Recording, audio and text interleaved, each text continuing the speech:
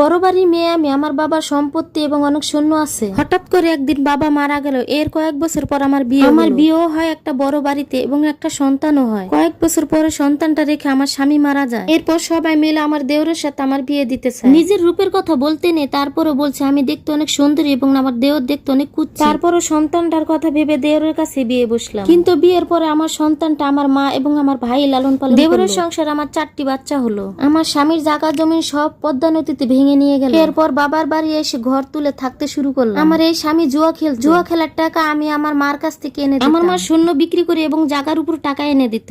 এরপর হঠাৎ করে আমার স্বামী আরেকটা বিয়ে করলো এবং আমাকে রেখে ঢাকায় থাকা শুরু করলো। ওই বউ আমার চাইতে সুন্দরী হলে আফসোস ছিল না, বিয়ে করেছে একটা কুচ্ছিত মেয়ে। আমি সন্তানদের নিয়ে ভাইয়ের সংসারে পড়ে রইলাম। আমার ভাই বিয়ে করেছে, তারপর আমাদের দেখছে। এরপর একদিন আমি ঢাকায় গেলাম। কয়েকদিন পর আমি অনেক অসুস্থ হয়ে গেলাম, আমাকে মেডিকেলে ভর্তি করলো। আমি মরে গেলাম। আমার এই মৃত্যুটা কি স্বাভাবিক মৃত্যু না অস্বাভাবিক মৃত্যু তা একমাত্র আল্লাহই জানে।